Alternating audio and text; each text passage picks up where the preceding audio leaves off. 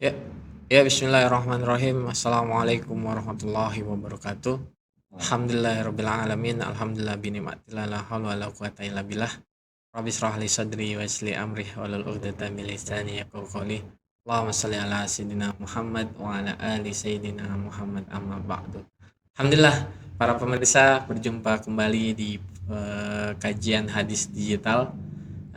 Yang alhamdulillah kita bisa berjumpa pada pagi hari ini yang nanti insya Allah kita akan bahas hadis dan ulumul hadis ya. Dan bagian apa yang akan dibahas nanti kita akan mencoba membahas tentang sejarah.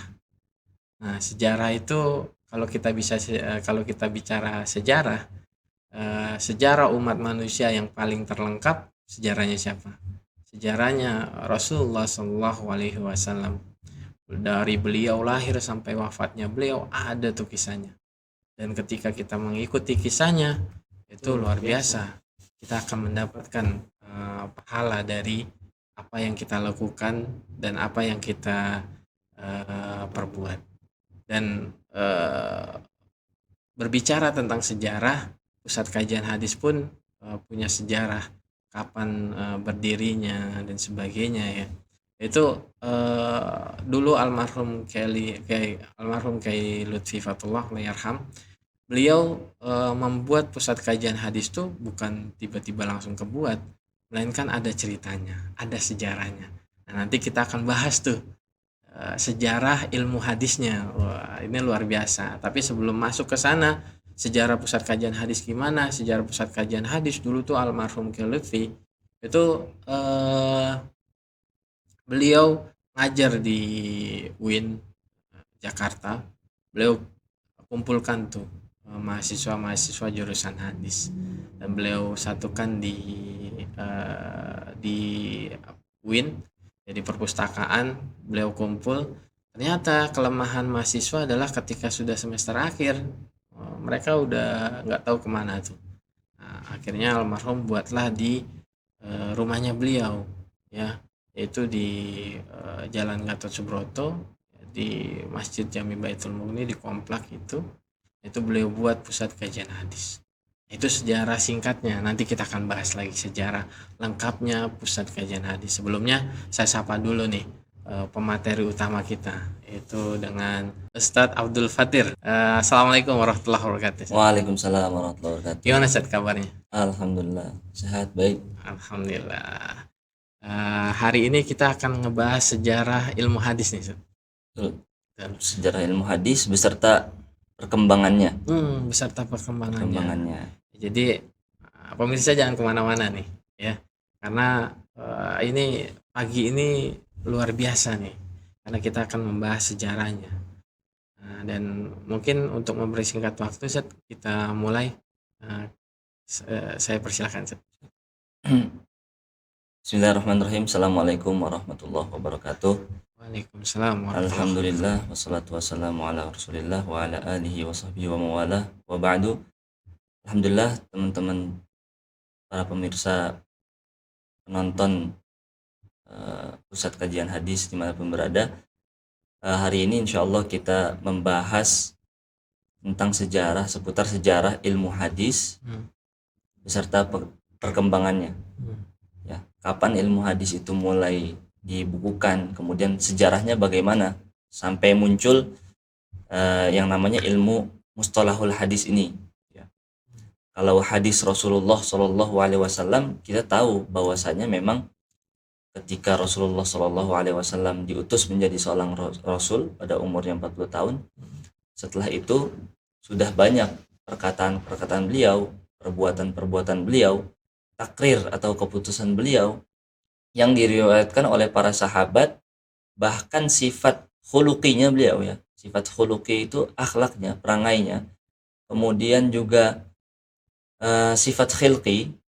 Khilqi itu dari segi jasmaninya, ciri-ciri beliau yang ganteng, kemudian yang nggak terlalu tinggi dan nggak terlalu pendek. Kalau jalan di depan sahabat itu kelihatan beliau yang tinggi, kalau jalan di belakang sahabat beliau nggak kelihatan yang paling pendek, seperti itu. Nah, itu sudah ada sejak zaman Rasulullah Shallallahu Alaihi Wasallam, semenjak beliau diutus menjadi seorang rasul. Nah, karena itu adalah hadis Rasulullah Shallallahu Alaihi Wasallam yang kita sudah bahas sebelumnya. Pengertian sebuah hadis adalah ma udhifa ila Nabi Shallallahu Alaihi Wasallam min qaulin au fi'lin au taqririn au sifatin khuluqiyyin au sifatin khilqiyatin au ila sahabi au tabi'i. Apa segala hal yang disandarkan kepada Nabi Muhammad SAW dari mulai perkataannya, perbuatannya, kemudian takrirnya, keputusan-keputusannya, sifat-sifat jasmaninya, kemudian akhlaknya yang diriwayatkan semuanya kepada Rasulullah SAW dan disandarkan kepada beliau, itu disebut hadis. Ya, begitupun kepada sahabat dan para tabi'in yang disebut, mungkin bisa disebut dengan kalimat khabar atau athar. Nah, itu sudah jelas. Namun yang kita bahas pada kesempatan kali ini adalah sejarah bagaimana nih bisa muncul ilmu mustalahul hadis. Ya, ilmu mustalah hadis itu klasifikasi ilmu yang membahas tentang pengertian-pengertian atau istilah-istilah hadis Rasulullah SAW, yang mana nanti ada hadis sahih, apa pengertiannya, hadis dhaif, kemudian hadis hasan, kemudian secara dirayah atau matan ini bisa diterima atau ditolak. Nah, itu kita sudah bahas dalam pertemuan sebelumnya. Kita bisa tahu melalui ilmu mustalahul hadis. Ya. Jadi ilmu mustalahul hadis ini ilmu khusus dalam bidang ilmu hadis untuk kita bisa mengetahui hadis-hadis Rasulullah SAW ini sampai nggak ke Rasulullah atau bahkan nggak sampai. Kemudian secara sanadnya sahih atau hasan atau dhaif, lemah ataupun palsu, maudhu'. Nah, sekarang kita bahas nih sejarah ulumul hadis dalam aplikasi PKH hadis dan ilmu hadis. Sudah dibuka Ustaz ya? Sudah nih. Sejarah dan ulumul hadis. Siap, baiklah. Yang pertama, sejarah ulumul hadis. Secara umum diketahui bahwa lahirnya ulumul hadis adalah setelah hadis mengalami pembukuan dan perkembangan. Ya, jadi sebetulnya kalau kita runut secara tahun atau fase pembukuan ilmu mustalahul hadis ini, ilmu mustalahul hadis ini nggak tiba-tiba muncul ketika zaman Rasulullah Shallallahu Alaihi Wasallam, karena hadis memang masih bentuknya tadi perkataan langsung dari Rasulullah dan Rasulullahnya masih ada. Begitupun setelah Rasulullah Shallallahu Alaihi Wasallam wafat. Setelah Rasulullah Shallallahu Alaihi Wasallam wafat, hadis pun nggak langsung dibukukan. Ya, kemudian ilmu mustalah hadis apalagi nggak langsung dibukukan setelah wafatnya Rasulullah Shallallahu Alaihi Wasallam. Melainkan ada beberapa fase nih, beberapa fase kapan ilmu mustalah hadis itu dibukukan ya secara mandiri, kemudian kapan hadis-hadis Rasulullah dibukukan. Karena pada zaman Rasulullah SAW, Rasulullah itu beliau sendiri melarang untuk membukukan hadis Sallallahu Alaihi Wasallam. Karena kenapa? Karena khawatir bercampur dengan Al-Quranul Karim pada zaman Rasulullah SAW. Ya, dulu Al-Quran juga berupa suhuf saja. Iya, betul. Nah, kalau hadis itu berupa suhuf juga atau gimana tuh, sebelum dibukukan tadi, Ustaz? Iya, jadi sebelumnya memang ketika zaman Rasulullah SAW, memang Rasulullah berfokus lebih pada Al-Quran. Karena ketika beliau hidup, Al-Quran masih terus turun sampai sebelum beliau meninggal atau wafat. Ya. Nah, selagi masa beliau hidup, Al-Quran itu belum ada pembukuan yang secara baku satu mushaf seperti sekarang ini. Ya, satu mushaf lengkap dibukukan dari juz 1 sampai juz 30. Akan tapi pada Rasulullah SAW dulu setiap sahabat itu memiliki mushaf-mushaf sendiri. Ya, ada mushaf Sayyidah Aisyah, mushaf nanti Ibnu Mas'ud, mushaf sahabat-sahabat lainnya. Sehingga itu juga gak lengkap mushaf yang ada di para sahabat. Mungkin setiap sahabat satu mushafnya yang dipegang oleh sahabat itu hanya beberapa juz saja. Sehingga kemudian singkatnya itu dikumpulkannya secara lengkap pada zaman Sayyidina Utsman bin Affan radhiyallahu taala anhu, khalifah ketiga Khulafaur Rasyidin, sehingga Al-Qur'an dikumpulkan secara lengkap dari semua mushaf-mushaf yang ada oleh para sahabat tadi, terkumpul oleh masing-masing para sahabat sehingga dikumpulkan menjadi satu, menjadi mushaf Utsmani. Makanya disebutkan mushaf Utsmani atau mushaf yang dibukukan oleh sahabat Utsman bin Affan radhiyallahu taala anhu. Adapun hadis Rasulullah Shallallahu Alaihi Wasallam ketika zaman Rasulullah itu belum ada bukan hadis. Jadi mereka para sahabat itu karena tidak bisa membaca, ya, dan Rasulullah SAW memang ummi kan, Iya. makanya kita baca salawat Allahumma salli ala sayyidina Muhammadin an-nabil ummi, salah satu sighah salawat an-nabil ummi. Apa artinya ummi? Ummi tidak membaca, ya. Adapun dalam ayat Iqra bismi rabbikal ladzi khalaq, dalam artian membaca untuk memahami, bukan membaca seperti membaca kita sekarang alfabet, huruf hijaiyah dan sebagainya. Maka dari itu para sahabat dulu ya'tamidun alal hifz. Mereka bersandar kepada hafalan mereka, Sat. Masya Allah. Orang Arab itu dulu hafalannya sangat kuat sekali. Sekali dengar itu bisa langsung hafal. Masya Allah. Gitu, Sat. Sekarang kita sekali dengar aja besok hilang, Zat. Nah, jangankan dengar, kita udah baca aja berkali-kali belum tentu hafal. Kan gitu. Iya, betul. Akan tetapi sahabat dan orang Arab pada zaman dulu itu hafalannya sangat kuat sekali. Mereka sangat membanggakan dengan kuatnya hafalan mereka. Sehingga hadis-hadis yang disampaikan oleh Rasulullah SAW itu mereka yahfazuna fi sudurihim. Mereka hafal di dalam hati dan dada mereka. Sehingga belum ada hadis Sahih Bukhari, itu belum ada. Hadis Sahih Muslim belum ada. Semuanya masih tertanam di dalam hati para sahabat Rasulullah SAW. Masya Allah. Sehingga tabi'in yang hidup setelah zaman sahabat itu juga masih sebagian mereka di awal-awal masa tabi'in ya'tamidun atau bergantung kepada hafalan mereka. Nah, namun setelah masa tabi'in itu atau pertengahan awal masa tabi'in, mulai itu hafalan menurun. Ya, hafalan mulai menurun. Kemudian juga Islam sudah banyak tersebar ke selain negeri Arab, artinya seluruh penjuru dunia, masuk ke Furs, Persia, kemudian masuk ke Biladul Ajam atau negeri-negeri asing, ke Azerbaijan, Termasuk Indonesia. termasuk Indonesia. Termasuk Indonesia, salah satu riwayat sudah masuk ketika zaman sahabat dan tabi'in. Akan tapi di Indonesia itu masa perkembangannya beda dengan masa masuk Islam, harus dibedain. Masuk Islam ke Indonesia sudah sejak zaman sahabat dan tabi'in. Diriwayatkan itu dalam buku Api Sejarah, bahwasanya Islam sudah masuk ke Indonesia sejak masa sahabat dan tabi'in. Akan tetapi perkembangannya itu bukan ketika itu. Jadi beda fase masuk Islam ke Indonesia sama fase perkembangannya. Masya Allah. Nah, jadi itu saat. Kemudian setelah itu, ya karena sahabat masih bergantung kepada hafalan-hafalan mereka, ya kemudian di zaman sahabat meninggal kemudian dilanjutkan oleh tabi'in. Para tabi'in juga sebagian awal tabi'in atau kibarut tabi'in juga masih bersandar kepada hafalan. Akan tetapi dalam pertengahan masa tabi'in itu sudah muncul kurangnya hafalan mereka atau nggak sekuat para sahabat, sehingga muncul tuh pada zaman tabi'in disebut musannafat. Musannafat itu kitab-kitab hadis, ya, yang ditulis oleh masing-masing para tabi'in. Mereka punya sanad nyambung ke sahabat, sahabat nyambung ke Rasulullah Shallallahu Alaihi Wasallam. Dibukukan Musannaf Abdul Razak, Musannaf Ibn Abi Syaibah, dan musannaf-musannaf lainnya yang itu mereka bukukan berdasarkan riwayat mereka terhadap gurunya. Seperti itu saat. Itu masa awal pembukuan ilmu mustalahul hadis, ya.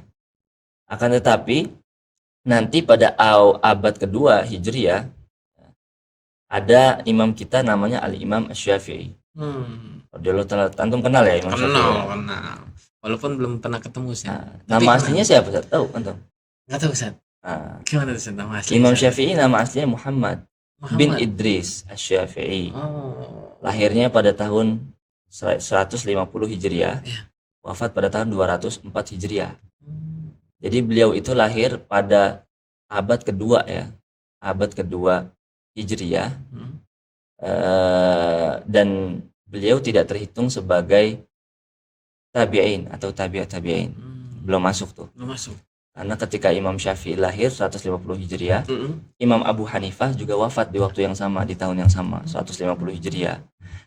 Nah, Imam Abu Hanifah, sedangkan kalau Imam Abu Hanifah masih terbilang tabi'in Hmm. karena masih bertemu Seperti di masa kecilnya dengan salah seorang sahabat. Nah, akan tapi Imam Syafi'i kan tidak bertemu dengan tabi'in, tidak bertemu dengan sahabat, tidak termasuk tabi'in. Nah, Imam Syafi'i mungkin kalau mau diklasifikasikan masuk ke dalam tabi'in atau bahkan setelah itu, ya. Sehingga beliau mengarang kitab Ar-Risalah, yang sebenarnya Ar-Risalah ini itu adalah kitab usulul fiqih. Ar-Risalah Ar-Risalah Al-Mu'awana bukan? bukan, beda Bukan, saat beda ya. beda. Ar-Risalah kitab pertamanya Imam Syafi'i Hmm.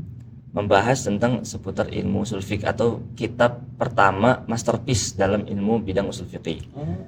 Namun dalam kitab ini beliau menyinggung hukum-hukum hadis secara diroyah dan riwayat. Hadis sahih itu apa, hadis mudallis itu apa, hadis tadlis itu apa, kemudian syarat menerima hadis sahih dalam sebuah ijtihad bagaimana. Nah, artinya ini cikal bakal buku Ar-Risalah Imam Syafi'i ini cikal bakal ilmu mustalah hadis yang akan muncul pada tahun-tahun berikutnya.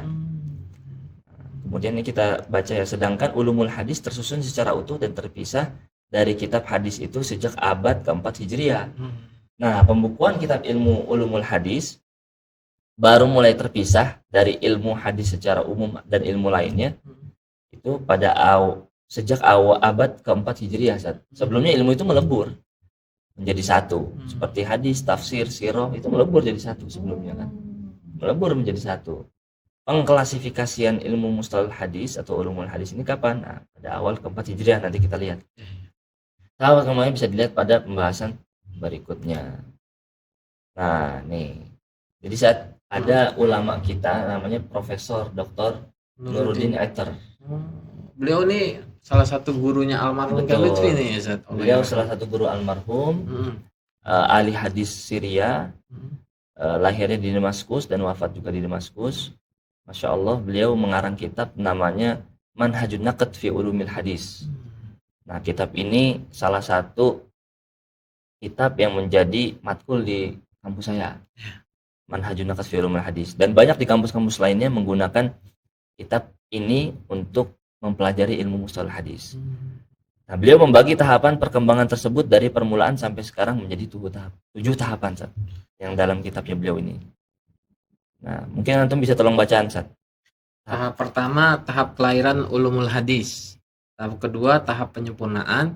Tahap ketiga, pembukuan ulumul hadis secara terpisah. Tahap keempat, penyusunan kitab-kitab induk ulumul hadis dan penyebarannya. Tahap kelima, kematangan dan kesempurnaan pembukuan ulumul hadis.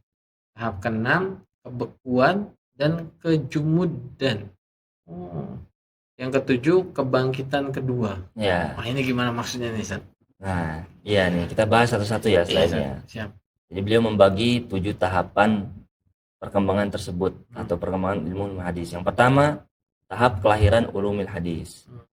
Nah, tahap kelahiran ulumul hadis ini bisa kita bilang dari tadi di masa Imam Asy-Syafi'i. Cikal bakal ulumul hadis itu dari kitab Imam Syafi'i, kitab Ar-Risalah, yang mana kitab ini sebenarnya disusun memang dan dikarang untuk ilmu usul fiqh. Tapi Imam Syafi'i ini bukan sekedar ahli fikih, bahkan ahli hadis juga, Sat. Ahli hadis juga karena beliau imamul mujtahid. Kalau imam mujtahid nggak ahli hadis, nah itu berarti bukan imam mujtahid. Jadi imam kita yang mujtahid yang 4, Imam Abu Hanifah, Imam Malik, Imam Asy-Syafi'i, Imam Ahmad bin Hanbal, semuanya ahli hadis. Karena salah satu syarat untuk menjadi mujtahid harus memahami hadis-hadis Rasulullah SAW, bukan hanya dari segi sanad, bahkan tapi dari segi dirayah, dari segi matannya, dari segi pemahaman hadis tersebut, sehingga bisa beliau mengeluarkan istinbat ahkam. Jadi beliau ini memprakarsa ilmu fikih sekaligus ilmu hadis. Bahkan Imam Asy-Syafi'i terkenal dengan laqab atau julukan Nasirus Sunnah. Nasirus Sunnah itu adalah laqab untuk Imam Syafi'i sebab beliau menjadi penolong-penolong sunnah Rasulullah SAW. Ketika banyak orang ketika zaman beliau ya memalsukan hadis, ya pada zaman itu sudah mulai ada saat pemalsuan hadis karena sudah masuk firqah-firqah, kelompok-kelompok di luar Islam seperti Mu'tazilah, Khawarij, kemudian juga kelompok-kelompok lainnya ya. Dalam Islam itu sendiri ya, bahkan ya, Khawarij dan Mu'tazilah itu salah satu kelompok-kelompok Islam, tapi non ahli sunnah wal jamaah. Sehingga Imam Syafi'i ini muncul untuk memberikan penjelasan tentang hadis-hadis Rasulullah Shallallahu Alaihi Wasallam, dan hadis ini menjadi sandaran yang berpengaruh dalam mazhab beliau, mazhab Imam Syafi'i. Sehingga Imam Syafi'i ini mazhabnya terkenal dengan mazhab yang menjamak atau mengkombinasikan antara mazhab ahlul hadis sama ahlul ra'i. Imam Abu Hanifah terkenal dengan ahlul ra'i ya, yang mengumpulkan pendapat-pendapat dari para sahabat dan tabi'in, kemudian dijadikan sebuah mazhab ya. Akan tetapi Imam Malik lebih dikenal dengan madrasah ahlul athar atau ahlul hadis.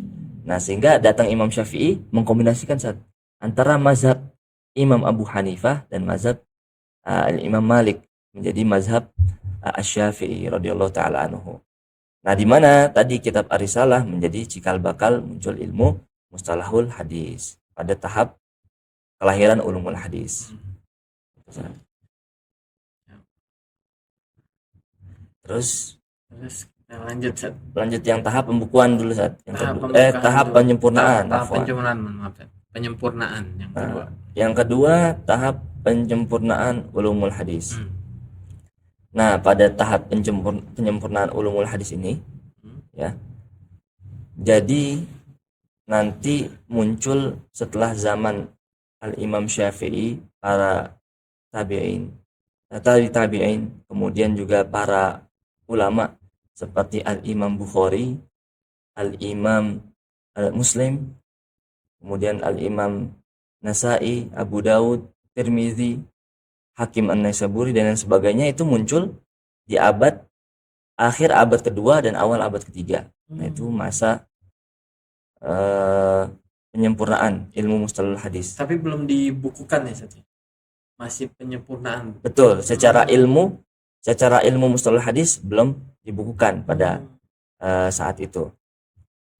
Jadi masih banyak ilmu-ilmu hadis itu dibukukan secara riwayat saja. Muncul Imam Bukhari, beliau lahir tahun berapa Imam Bukhari? Abad kedua lah. Abad kedua dan wafat pada abad ketiga. Ya. Imam Bukhari lahir pada abad ketiga, awal abad ketiga, dan wafat pada akhir abad ketiga, 265 Hijriah. Nah, kemudian ada Imam Muslim setelahnya, 270 sekian Hijriah, dan imam-imam lainnya itu hanya bentuk hadis secara riwayat ya, dibukukan secara riwayat, bukan secara ilmu mustalahul hadis. Secara hadis sahih, hadis dhaif, hadis sahih, hadis hasan itu sudah dibukukan. Imam Bukhari membukukan hadis-hadis sahih dalam kitab Al-Jami'-nya ya, sehingga memisahkan dari hadis-hadis yang lemah dan yang dhaif. Nah, itu juga sudah menjadi pengklasifikasian sebetulnya secara praktek ya. Ilmu mustalah hadis tapi secara praktek nih. Dibukukannya belum secara keilmuan, belum secara keilmuan. Begitupun Imam Muslim yang membuat kitabnya juga Sahih Muslim ya.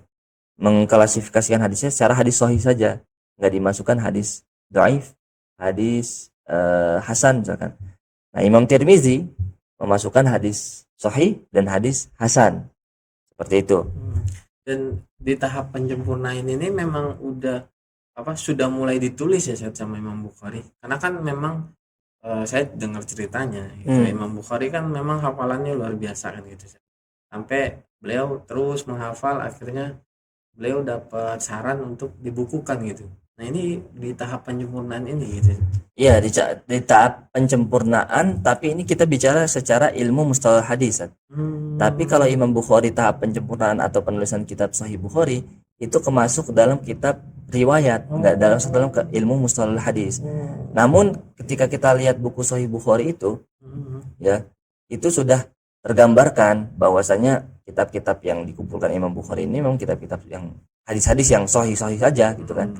sahih aja, sehingga eh, kita tahu bahwasanya oh Imam Bukhari paham ilmu mustalah hadis nih, paham metodenya. Karena untuk menyusun kitab Sahih Bukhari pasti beliau memiliki metode, Zat. Metodologi penelitian beliau. Sehingga ada cerita tuh Imam Bukhari ketika datang ke suatu tempat, kemudian ketemu salah satu perawi yang meriwayatkan hadis, tapi ternyata perawi tersebut membohongi hewan. Jadi misal ketika beliau melihat hewan mau dikasih makan tapi nggak jadi tuh, sama Imam Bukhari, akhirnya udah saya nggak jadi ngambil hadis dari beliau karena perawinya cacat nih, berbohong. Karena salah satu syarat untuk meriwayatkan hadis itu memiliki sifat kejujuran. Ya, selain dari sifat-sifat yang lainnya, kemudian metode yang lainnya lagi, syarat-syarat lainnya. Padahal berbohongnya lewat binatang aja ya, Zat, ini bukan orang gitu. Betul, ya. Betul. Padahal beliau berbohong kepada binatang, bukan manusia. Lah itulah sangat sucinya ilmu hadis Rasulullah SAW. Sehingga beliau memiliki syarat yang sangat ketat untuk sebuah hadis ditaruh atau dicantumkan ke dalam kitab beliau Sahih Bukhari. Seperti itu, Ustaz. Nah, jadi sehingga nggak sembarangan nih beliau masukin hadis sahih di dalam kitabnya. Berarti yang benar-benar sahih gitu. Istilahnya gitu kan. Jadi nanti dalam, mungkin pemirsa nih ya, nanti itu akan kita bahas tuh, ya kan? Yang berbohong itu sikoh atau tidak sikoh dan sebagainya, itu akan ada tuh nanti di episode berikutnya. Jadi tunggu tuh nanti. Ya. Iya kan, Zat, ya? Betul. Gimana, Zat? Ya betul. Itu nanti pembahasan di ilmu rijalul hadis ya. Rijalul hadis atau orang-orang yang meriwayatkan hadis, sifatnya sikoh atau enggak seperti yang antum sebutkan ya. Sikoh terpercaya atau enggak, kemudian adil atau enggak, dan lain sebagainya. Nah, maka dari itu saat di tahap penyempurnaan ini, dalam secara praktek Imam Bukhari secara metode sudah mengerti bagaimana cara membukukan hadis dan mengerti ilmu mustalah hadis. Hanya saja ya, ilmu mustalah hadis secara keilmuan belum terpisahkan dari ilmu hadis, masih melebur, masih nyampur. Nah, kemudian di tahap selanjutnya nih, pada tahap pembukuan ilmu hadis secara terpisah yang ditulis oleh Profesor Dr. Nurdin Iter, baru di sini nanti. Di sini baru tahap ilmu mustalah hadis benar-benar terpisah secara pengklasifikasian ilmu dari ilmu hadis itu sendiri. Karena kalau kita lihat ilmu hadis itu ada dua, Zat. Ilmu riwayah dan diroyah. Riwayah itu tadi berdasarkan periwayatan yang mana dikumpulkan oleh suatu imam atau ulama seperti Imam Bukhari, itu hadis berdasarkan riwayat. An Abi Hurairah, kemudian an siapa lagi, nyambung ke Rasulullah Shallallahu Alaihi Wasallam. Termasuk diroyah ya. Itu riwayah. Kemudian yang kedua, hadis secara diroyah. Diroyah itu lebih kepada matan hadis tersebut atau ilmu untuk mengetahui hadis tersebut sahih atau dhaif, palsu atau asli, nyambung ke Rasulullah atau enggak. Itu ilmu diroyah. Yang kita bahas ini sekarang ilmu diroyah, ilmu mustalah hadis. Sehingga kalau dalam ilmu riwayah kita nggak membahas tuh, kita hanya membahas misalkan Nabi berkata seperti ini, kemudian Nabi melakukan hal seperti ini, Nabi takrir seperti ini. Itu kita bisa lihat dari Sahih Bukhari. Dari kitab-kitab hadis Sahih Bukhari kita bisa lihat sifatnya Nabi, perangainya Nabi secara riwayat ya. Dalam kitab-kitab riwayat kita bisa lihat. Tapi kalau secara diroyah, apakah hadis itu tersambung atau enggak dalam kitab-kitab riwayat, kan enggak ada. Kecuali imam tersebut sudah menyebutkan hadis tersebut sahih. Berarti kalau udah menyebutkan sahih, berarti enggak dhaif, kan gitu lawannya.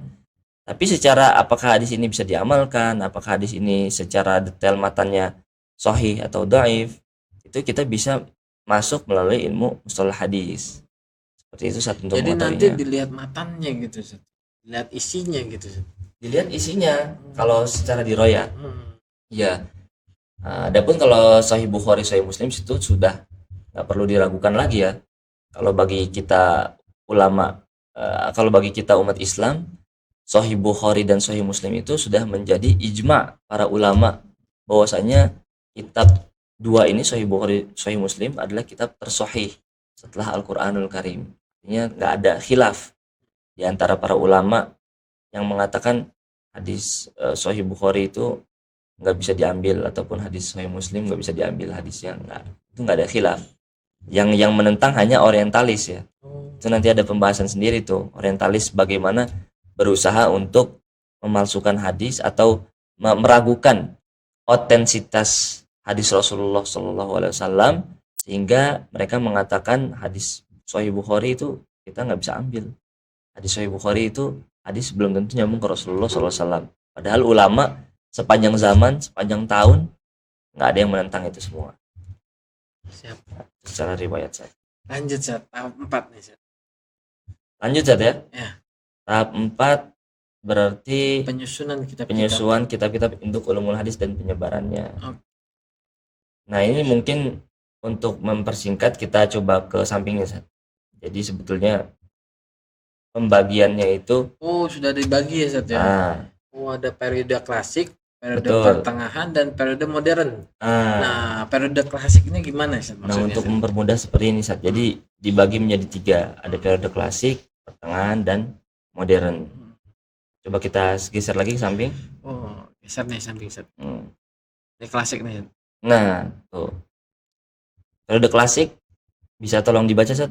Periode ini dimulai dari masa Rasulullah SAW sampai pembukuan secara terpisah, yaitu pada masa Al-Khatib. Secara praktis ulumul hadis sudah ada sejak zaman Rasulullah SAW dan ada masa puncak setelah terjadi pemisahan dalam penulisan hadis.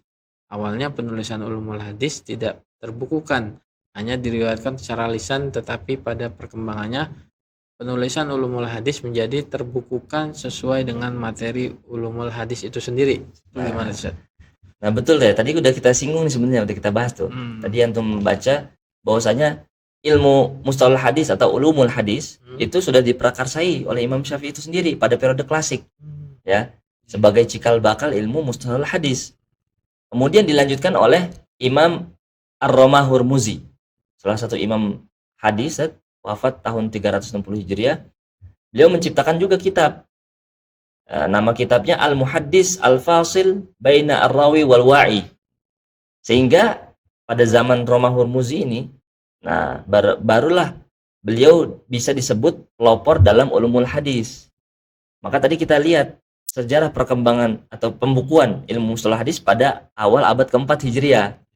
Nah, abad keempat itu berarti kan lahirnya, wafatnya beliau 360 Hijriah pada abad keempat, dan kitab beliau yang mana berjudul Al-Muhaddis Al-Fasil Baina Ar-Rawi wal Wa'i itu diciptakan pada abad keempat saat. Nah, sehingga pada abad keempat ini awal mula ilmu klasifikasi mustalahul hadis. Seperti itu, ini periode klasik ya.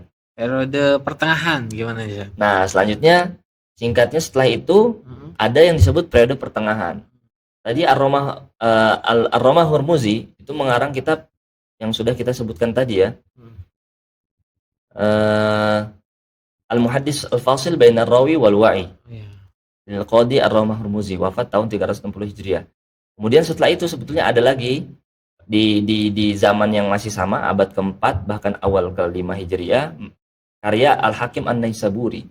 Imam Al-Hakim An-Naisaburi ini mengarang kitab Ma'rifatul Ulumil Hadis. Ma'rifatul, kitab beliau ini menyempurnakan apa yang belum ditulis oleh Qadi Ar-Romah Hurmuzi dalam kitabnya Al-Muhaddis Al-Fasil Baina Ar-Rawi wal Wa'i. Karena kan dalam Islam itu kita saling melengkapi. Sepanjang zaman setiap ilmu itu ulama yang datang setelahnya selalu melengkapi yang datang sebelumnya. Dalam bidang ilmu fikih, dalam ilmu usul fikih, dalam ilmu hadis, terkecuali dalam ilmu mustalah hadis. Demikian seperti itu. Sehingga Imam Hakim An-Naisaburi pada akhir abad keempat dan awal abad kelima itu melengkapi apa yang ditulis oleh Al-Qadi Romah Hurmuzi yang belum lengkap dalam ilmu mustalah hadis. Kemudian setelah itu baru Al-Khatib Al-Baghdadi, wafat 463 Hijriah, mengarang kitab Al-Kifayah fi Ilmi Riwayah, juga melengkapi apa yang belum dilengkapi oleh Imam Abu Naim Al-Asbahani, Imam Hakim An-Naisaburi dalam kitabnya Ma'rifatul Ulumul Hadis, sehingga ilmu hadis itu terus konsisten, terus berkembang saat. Nah, muncullah setelah itu fase pertengahan saat. Yang mana tadi fase pertengahan ada Imam Ibnu Salah Asy-Syahrozuri, wafat tahun 643 Hijriah, Beliau mempunyai kitab namanya Ma'rifatul Ulumil Hadis. Ya, Ma'rifatul Ulumil Hadis ini kitab yang istilahnya dikenal sekarang dengan, atau setelah ulama setelahnya itu mengenal dengan kitab Muqaddimat Ibnu Salah. Beliau karang ya, sehingga kitab tersebut sampai sekarang penyebarannya sangat luas di berbagai belahan dunia. Nah, inilah periode pertengahan ini menjadi periode yang bisa dibilang ilmu mustalah hadis menjadi sempurna, Sat. Nah, antum bisa tolong bacakan, Sat, periode pertengahan. Ya, masa ini pada awal abad ke-7 Hijriah sampai awal abad 14. Pada periode ini secara jelas ditandai dengan munculnya karya. Ya, tadi Ibnu Salah Al-Syahrojuri ya, dengan karyanya Ma'rifat Ulumul Hadis yang dikenal juga dengan Muqaddimah Ibn Salah atau Ulumul Hadis Ibn Salah.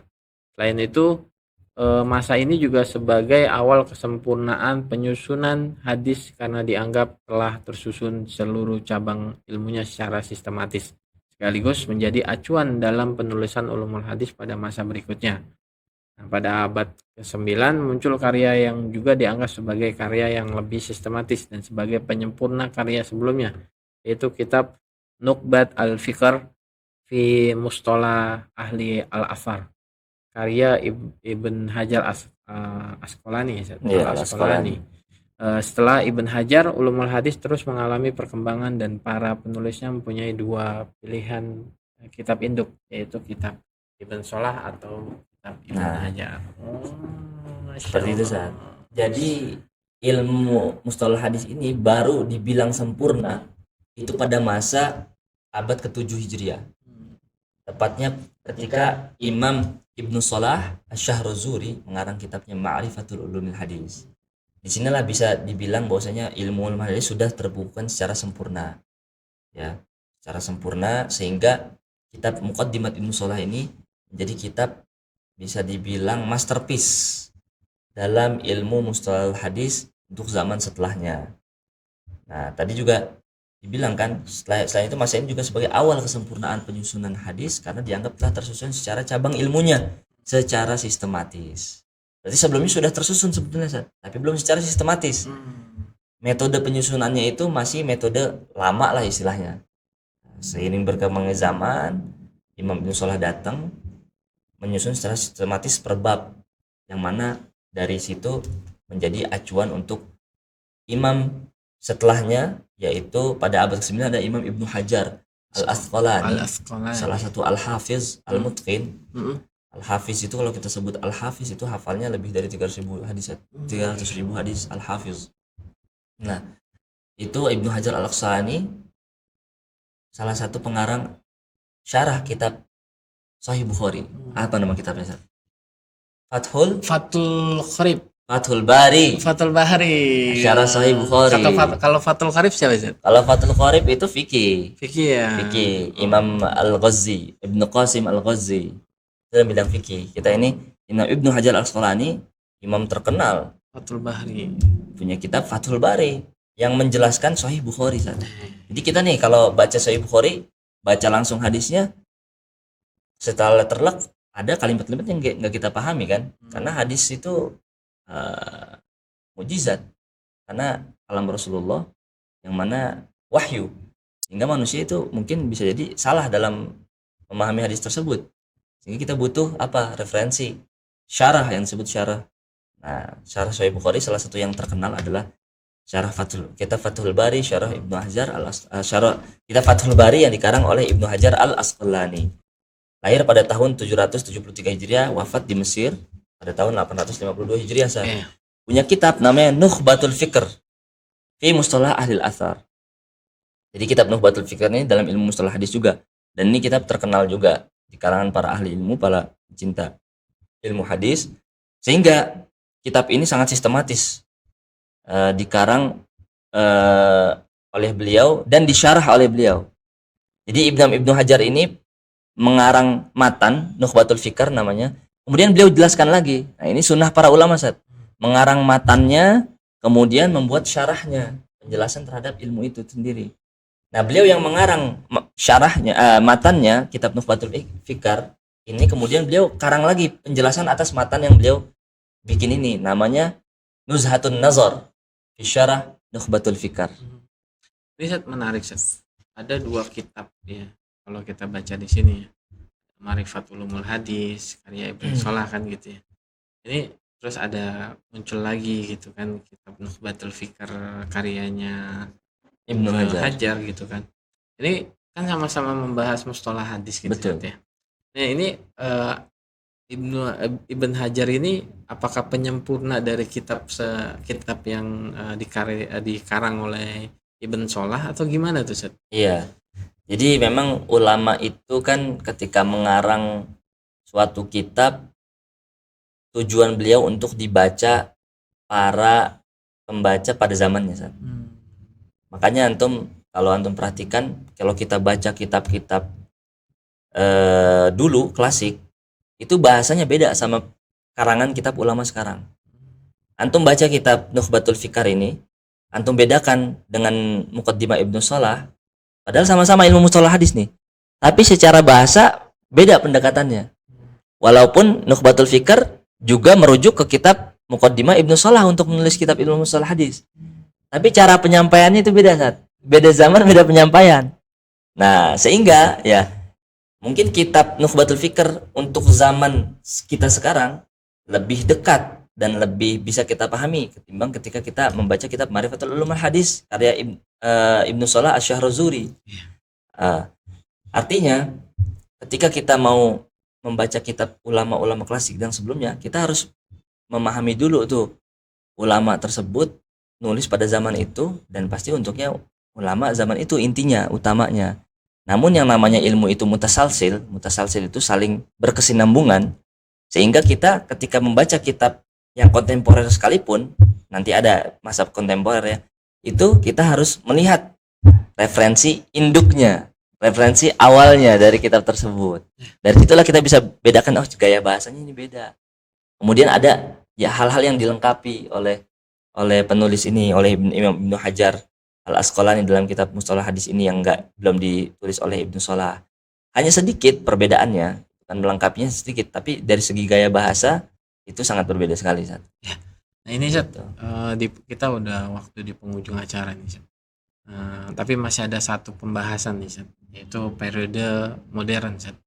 Boleh kita bahas nih Sat, periode modern secara singkat aja nih Sat. Ya, secara rangkumannya ya Sat. Gimana periode modern Sat? Nah, coba boleh antum baca dulu Sat. Ya. Dimulai dari sepertiga awal abad ke-14 Hijriah sampai sekarang, pada periode ini juga disebut dengan kebangkitan kedua dari kajian ulumul hadis. Periode ini ditandai dengan munculnya karya Jamaluddin Al-Qasimi, yaitu Khawaid Al-Tahdits min Funun Mustalah Hadis.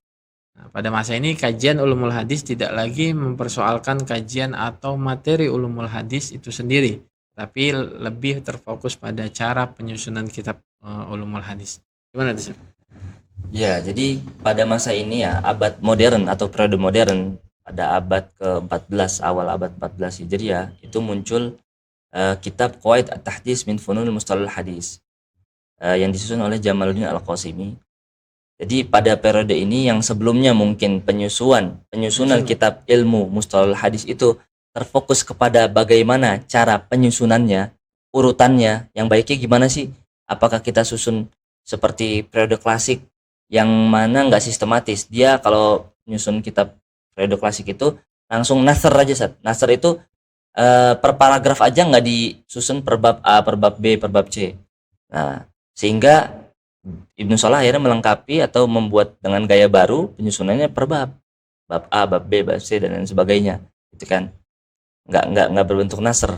Jadi bacanya kita enak nih. Ketika kita buka daftar isi, oh bab al-hadis as-sahih, bab al-hadis al-mursal, bab al-hadis al-qudsi, langsung berdasarkan pengklasifikasian pengertiannya tersebut. Nah, kemudian pada kitab abad modern ini, kitab Mustalah Hadis Qawaid Tahdits fi Funun Mustalah Hadis, jadi dia terfokus pada cara penyusunan kitab ulumul hadis itu sendiri secara sistematis. Jadi penyusunannya itu gimana dibuat supaya mempermudah membaca. Karena ilmunya atau isinya sebenarnya udah ada dari masa sebelumnya. Nah, jadi sehingga mereka tinggal fokus bagaimana cara penyusunan kitab per babnya ini supaya sistematis nih, dipahami oleh orang-orang zaman sekarang. Ya tadi perdaftar isi. Kalau kita buka kitab Qawaid Tahdits min Fununil Mustalah Hadis ini disusun berdasarkan perdaftar isi. Apa itu hadis sahih, apa itu hadis qudsi, perbedaan athar dan khobar apa, perbedaan hadis yang sahih dan hadis yang enggak sahih bagaimana, bagaimana syarat-syarat hadis sehingga bisa disampaikan, bagaimana syarat-syarat hadis itu bisa diterima dan lain sebagainya, itu secara sistematis per bab. Dan ini adalah metode penulisan kita zaman modern. Kalau ulama dulu itu mungkin belum sistematis ini dalam menyusun kitab mustalahul hadis ini. Seperti itu sehingga kitab ini menjadi menjadi rujukan yang terakhir. Jadi ketika kita nggak buka kitab Muqaddimah Ibnu Salah ataupun Fathul Fikr, kita hanya membuka kitab Qawaid At-Tahdits ini punya Jamaluddin Al-Qasimi, itu kita sudah bisa tahu sejarah ilmu sebelumnya dengan sistematis dan lebih cepat pastinya untuk memahami ilmu tersebut, karena bahasa yang dipakai lebih modern ya, lebih bisa kita pahami. Dan di Indonesia buku Ulumul Hadis sudah muncul pada periode modern ini, dimulai dengan karya salah seorang ulama kita, ulama besar, namanya Syekh Muhammad Mahfuz At-Turmusi dari Termas, Pacitan. Dia wafat pada tahun 1338 Hijriah. Berarti termasuk dari awal abad 14 Hijriah. Beliau mengarang kitab namanya Manhaj Zawin Nazar. Nah, ini beliau mengarang untuk mensyarah kitab dari Al-Imam Suyuti, punya kitab namanya Alfiyah li Suyuti dalam bidang mustalahul hadis dalam bentuk nazam. Beliau syarahkan pada kitabnya yaitu Manhaj Zawin Nazar. Kitab ini masih mengikuti pola dan metode yang biasa digunakan ulama pada periode kedua atau pertengahan. Nah, sehingga metode seperti ini metode yang mana masih model lama, walaupun beliau hidup di zaman modern, tapi beliau mensyarah kitab yang mana kitab tersebut Imam Suyuti wafat tahun 911 Hijriah, sebelum 1000 Hijriah, terpaut sama beliau sekira-kira 400 tahun. Sehingga beliau yang harus mengikuti nih pola Imam Suyuti dalam mengarang kitab tersebut. Karena ulama dulu biasanya kalau ngarang kitab bentuknya nazom, nazom itu bentuk syair-syair Arab gitu. Kemudian nazom ini kan nggak semua orang bisa begitu paham karena bahasanya sangat sastra, ya kan, mengandung syarat makna sastra, sehingga dibikinlah kitab syarahnya,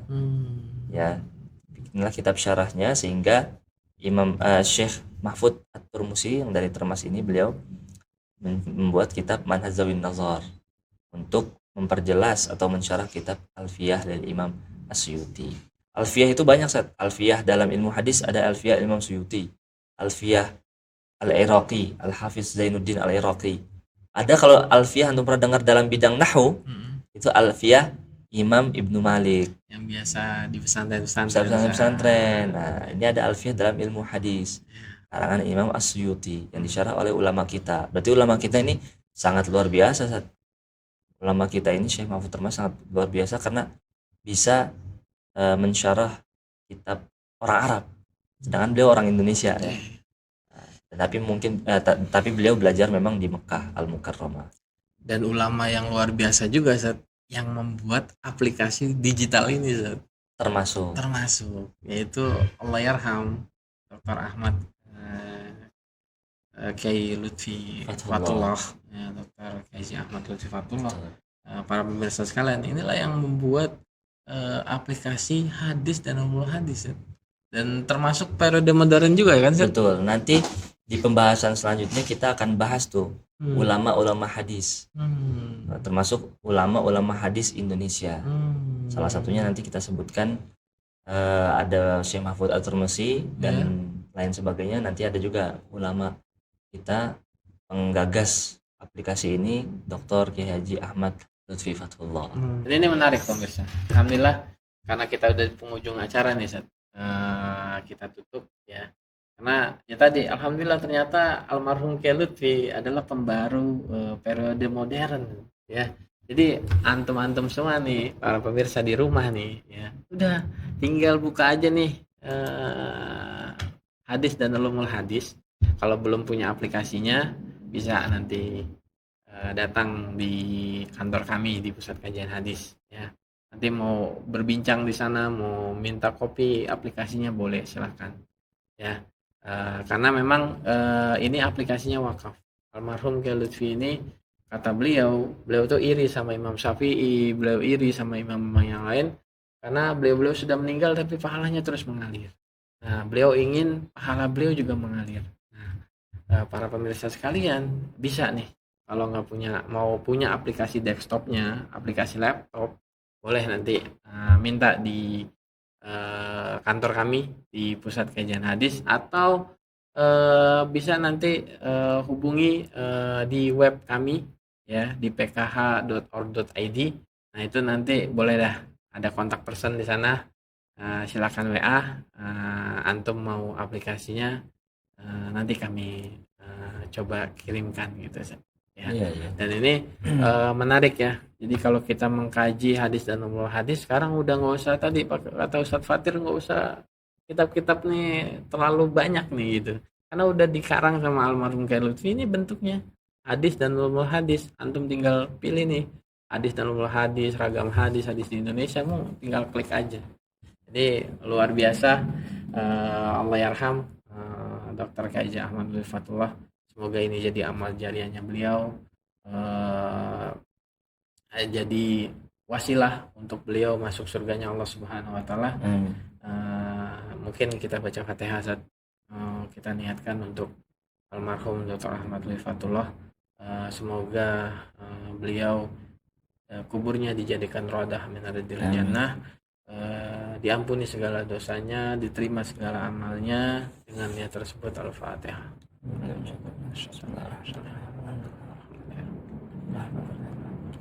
Iya kan. Iya kan.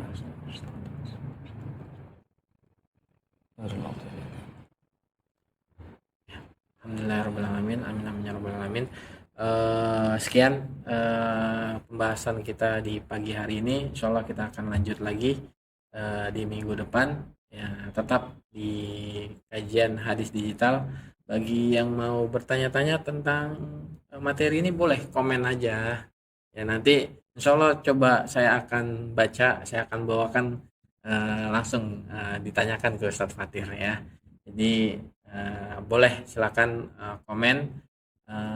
Insyaallah nanti kami akan coba sampaikan di kajian yang berikutnya. Kita tutup dengan doa kafaratul majlis. Subhanakallahumma wa bihamdika asyhadu an la ilaha illa anta astaghfiruka wa atubu ilaik. Sekian dari kami, sekian dari saya, lebih kurangnya minta maaf. Assalamualaikum warahmatullahi wabarakatuh. Waalaikumsalam.